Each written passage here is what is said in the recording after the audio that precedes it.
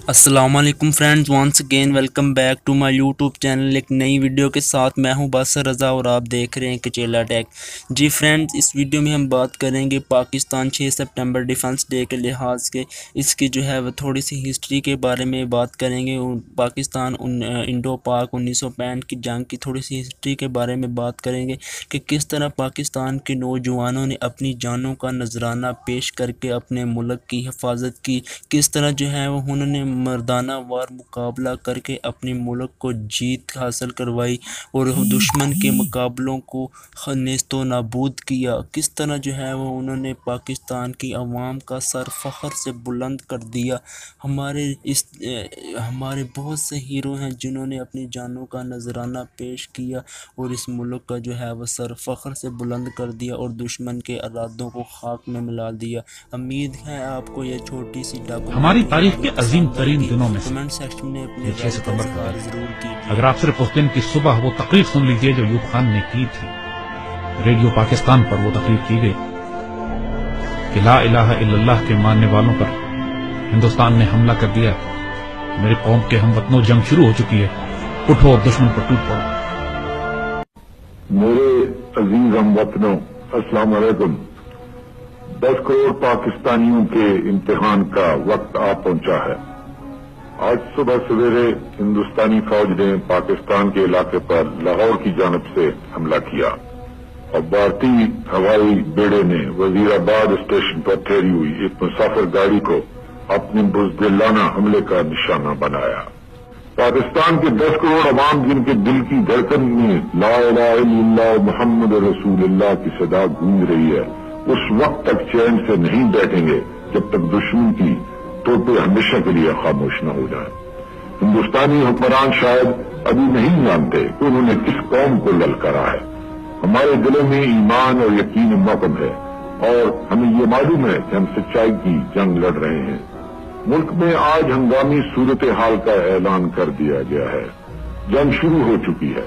دشمن کو فنا کرنے کے لیے ہمارے بہادر فوجیوں کی پیش قدمی جاری ہے۔ اللہ تعالیٰ نے پاکستان کی مسلح فوجوں کو اپنے جوہر دکھانے کا موقع عطا کیا ہے۔ میرے ہم وطنوں، آگے بڑھو اور دشمن کا مقابلہ کرو۔ خدا تمہارا حامی و ناصر ہو، آمین۔ پاکستان زندہ باد۔ پاکستان کی پوری قوم نعرہ تکبیر لگاتی ہوئی سڑکوں پر نکل گئی تھی۔ ہندوستان نے 6 ستمبر کی صبح فجر سے کچھ پہلے لاہور شہر پہ حملہ کیا اور ان کے جرنیل نے بھڑک ماری تھی کہ ہم 11 بجے تک لاہور جمخانہ میں بیٹھ کر شراب پیئیں گے اور بدماشی کی محفل سجائیں گے۔ دشمن کی طاقت کا بھی پہلے اندازہ کیجیے۔ دیکھیے، دشمن 5 گنا بڑا تھا آپ سے اور اچانک اتنا بڑا حملہ کرتا جس کے اندر ایک حملے میں 500 ٹینک استعمال کیے جاتے، تقریباً 500 ٹینک لاہور میں، 500 ٹینک کے قریب سیالکوٹ کے اوپر جب حملہ ہوتا ہے، اور یہ دونوں سرحدی شہر ہیں ہمارے۔ اور حال یہ تھا کہ Pakistan was totally caught by surprise۔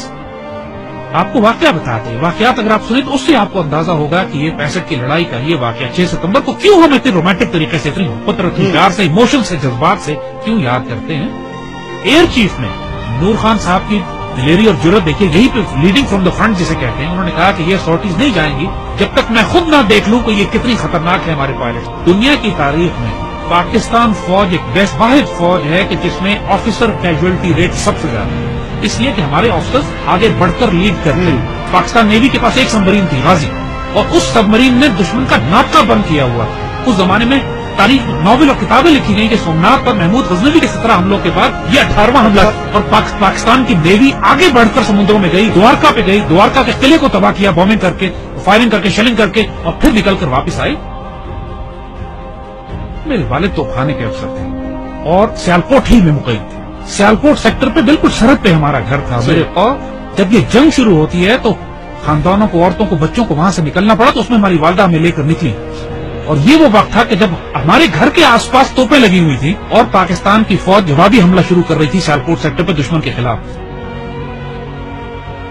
ایسے معجزات دیکھنے کو ملے۔ میرے والد عینی شاہد ہیں اس بات کی کہ ایک سیکٹر پر ہماری توپوں کی مدد کی ضرورت پڑی، ہماری پیادہ فوج کے مورچے تھے جن پر دشمن کے ٹینکوں کا دباؤ بہت شدید تھا، اور ہماری توپوں کی آخری حد سے بھی زیادہ 2-3 کلومیٹر آگے وہ دشمن کے ٹینکوں کے پوزیشنز تھی، اور جب مدد مانگی گئی تو حساب لگایا گیا کہ ہماری توپوں کے گولے دشمن تک نہیں پہنچ سکتے، اور صورتحال یہ تھی کہ اگر اس وقت مدد نہ دی جاتی اپنی فرنٹ لائن کو تو سیالکوٹ شہر کا ایک پورا سیٹ دشمن قبضہ کر لیتا۔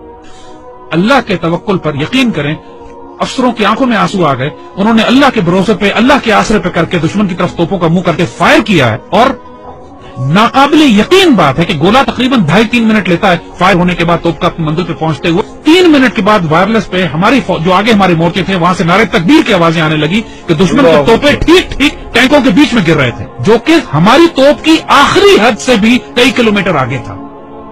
نہ اس سے پہلے کبھی توپ نے اتنا دور فائر کیا، نہ اس کے بعد کبھی اتنا دور فائر کیا۔ اس موقع پر جب ضرورت تھی تو اللہ کی طرف سے تائید آئی۔ ہزاروں واقعات ایسے ہیں، یہ باتیں بزرگوں نے کتابوں میں بھی لکھی ہیں۔ آپ ممتاز مفتی کی کتابیں اٹھا کے دیکھ لیجئے، الگ نگری دیکھیے، تلاش دیکھیے، اخبار میں اس زمانے کے تمام واقعات یہ چھپے ہیں۔ جب 65 کی لڑائی شروع ہوئی، ممتاز مفتی اپنی کتابوں میں لکھتے ہیں کہ مسجد نبوی شریف میں اللہ کے بندوں نے حضور صلی اللہ علیہ وسلم کی زیارت فرمائی اور دیکھا کہ حضور جنگی لباس میں اصحاب بدر کے شہداء کے ساتھ پاکستان کے دفاع کے لیے تشریف لے جا رہے ہیں کہ پاکستان پہ حملہ ہوا ہے، ہم نے اس کا دفاع کرنا ہے۔ اور یہ باتیں ممتاز مفتی نے لکھی ہیں، کتابوں میں چھپی ہیں، اخباروں میں چھپی ہیں، یہ باتیں اپنی طرف سے ہم نہیں بنا رہے۔ یہ باتیں کہ دشمن کے طیاروں ان کو ذمہ داری دی گئی کہ راوی کے پل پہ بمباری کرنی، وہ پائلٹ پکڑا گیا۔ جب اس سے پوچھا گیا کہ پل تو تمہارے سامنے تھا، تم نے بمباری کیوں نہیں کی؟ کہتے ہمیں کہا گیا تھا وہاں ایک پل ہے، مجھے 6 پل نظر آ رہے تھے۔ یہ باتیں دشمن کے سپاہیوں نے کہی ہیں جن کو گرفتار کیا گیا کہ وہ آپ کی گھوڑوں والی فوج کون تھی جو سفید لباس میں تھی اور جس کی تلواروں سے شعلے نکلتے تھے۔ یہ دشمن کے پائلٹس نے یہ باتیں کہی ہیں کہ ہم بم گراتے تھے، 35-40 کے قریب بم پنڈی پہ گرے، صرف 5 بم پھٹے، وہ بھی ویرانے میں، باقی بم پھٹے نہیں۔ بزرگ کہتے ہیں کہ فضائے بدر پیدا کرو تو ملائکہ آج بھی مدد کے لیے نازل ہوں گے۔ جنگ بدر پہ ہوا تھا نا ایسا، لیکن اللہ تعالیٰ قرآن میں فرماتا ہے کہ میں نے پھر 1000 ملائکہ نازل کیے، اور یہ بات صرف 1400 سال پہلے پہ محدود نہیں ہے۔ جب بھی مسلمان اللہ رسول کے نام پر کھڑے ہوں گے اس پاک سرزمین کی حفاظت کے لیے تو اللہ کی تائید نصرت آئے گی۔ 65 سب سے خوبصورت مثال ہے ہمارے لیے۔ ہم ایک واقعہ سناتے ہیں کہ جو ہمارے بچوں نے کسی کتاب میں نہیں پڑھا ہوگا۔ جب لاہور پر حملہ کیا انڈین ڈویژنز نے تو انڈین جرنیل اپنے سپاہیوں کو یہ حوصلہ بڑھانے کے لیے کہہ رہے تھے کہ لاہور اب صرف 3 میل 4 میل دور رہ گیا، بس تمہاری آنکھوں کے سامنے تھوڑا سا آگے بڑھو، اور لاہور تمہارے قبضے میں۔ مزاحمت شدید ہو رہی تھی اور پاکستان کے جوانوں نے اپنے آپ کو دشمن کے ٹینکوں کے سامنے ڈال دیا تھا روکنے کے لیے۔ اس کیفیت میں لاہور تقریباً 14 میل دور تھا۔ تو وائرلیس پہ جب ہمارے جوانوں نے، ایک افسر نے یہ سنا کہ دشمن کا جنرل اپنے سپاہیوں سے یہ کہہ رہا ہے کہ صرف 3 یا 4 میل دور لاہور رہ گیا، اور اس وقت لاہور 14 میل تھا۔ اس وقت اس افسر نے، ہمارا وہ زخمی افسر نے اپنے مورچے سے نکلا ہے، سڑک کے کنارے جو کتبہ لگا ہوا تھا جس پر لکھا تھا لاہور 14 میل، اس پر اس کو کھڑا ہے وہاں سے، اور اس کو انڈیا کی طرف لے کر گیا ہے آگے، مزید 2 فرلانگ آگے، اور وہاں پر اس نے لگایا ہے اور اپنے خون سے اس پر نقطہ لگا کے 0.2 ایڈ کیا ہے اور لکھا ہے 14.2 بلڈی مائلز۔ 14.2 بلڈی مائلز کا لاہور، دشمن اس کو پار نہیں کر سکا۔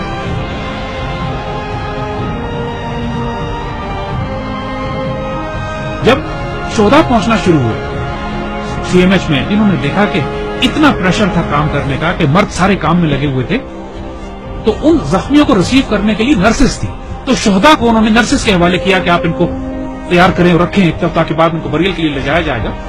تو آنے والے جوانوں نے جب یہ دیکھا کہ بہنیں اور بیٹیاں ان شہداء کو ریسیو کر رہی ہیں تو ان کی آنکھوں میں آنسو آ گئے۔ واپس جا کے اپنی پوری یونٹ میں اعلان کیا کہ وہ شیرو دلیرو سینوں پہ گولیاں کھانا، پیچھے تمہاری بہنیں تمہیں وصول کر رہی ہیں، ایسا نہ ہو کہ تمہاری پشت دیکھیں اور یہ کہیں کہ یہ بغیرت پشت پہ گولی کھا کر آئے۔ یعنی یہ جذبہ تھا جوانوں میں آگے کہ ہمیں دفن کرنے کے لیے پیچھے ہماری بہنیں کھڑی ہیں، اور سب نے قسمیں کھائیں کہ ہم گولی سینوں پہ کھائیں۔ یہ وہ باتیں یونٹوں کے اندر ہوئی، باتیں میں ٹیکسٹ بکس میں لکھی جاتی ہیں نا کتابوں میں، یہ وہ باتیں کہ جو فوجیوں کے سینوں میں دفن ہے۔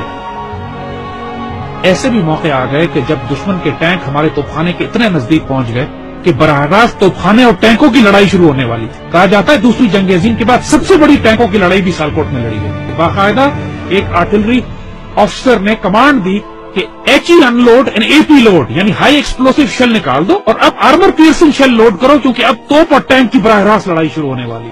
اور یہ ایسا موقع ہوتا ہے کہ جس کے بعد آر یا پار ہوتا ہے، اور ایسے موقع پہ اللہ نے دھند بھیج دی، بیچ میں دھندیں آ گئی جس کی وجہ سے دشمن کے ٹینک رک گئے، اور جس سے پہلے کہا تھا کہ پہلے دشمن نے خوف طاری کر دیا اللہ۔ یہی وہ نظریاتی اور روحانی اساس تھی ہماری جو ہمیں پاکستانی مسلمان بنا۔ وہ کیا چیز تھی جس نے ہمیں شیشہ پلائی ہوئی دیوار بنایا؟ وہ یہی کلمہ تھا، لا الہ الا اللہ جو ہماری دل کی دھڑکنوں میں محمد رسول اللہ ماشاء اللہ. اور آج 10,000 بچے اور افسوس جوان ہمارے شہید ہوئے ہیں پاکستان کے دفاع میں. کشمیر سے لے کر وزیرستان میں، فاٹا میں، سوات میں خوبصورت ترین بیٹے، ہماری مٹی کا نمک، 21، 22، 24 سال کے، 25، 26 سال کے خوبصورت جوان اپنے چھوٹے بچوں کو چھوڑ کر، والدین کو چھوڑ کر، بیویوں کو چھوڑ کر، جنہوں نے شہادتیں دی ہیں اور خواہش کر کے اپنے آپ کو والنٹیئر کرتے شہید ہوئے ہیں. بہت بھاری قربانیوں کے بعد یہ پاکستان آپ کے حوالے کیا جائے. اس پرچم کو گرنے نہ دیں، اس پرچم پہ سب کچھ قربان کر دو. اس کی مٹی میں تمہارا خون شامل ہو گیا نا، 2 جہانوں میں خوش نصیب ہو جاؤ گے. اس مٹی کو چھوڑ کر چلے گئے، بد نصیب ہو جاؤ گے. جو اس پاکستان میں بستا ہے اس آیا خدائے ذوالجلال میں کہ دیکھو پاکستان کو ہلکا نہ لینا، یہ اللہ کے رازوں میں سے ایک راز ہے، اس پر قربان ہو جاؤ.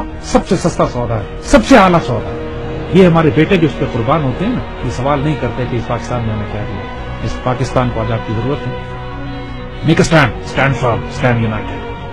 Live with dignity and inshallah Allah will give you the opportunity to die with honor. لیکن اس کے لیے اب تیاری کرو، تیاری کا وقت ہے، آزمائش آنے والی ہے. لیکن انشاءاللہ العزیز ایسے بیٹے ہمارے پاس ہیں جو اس پاکستان کو کھڑے کریں.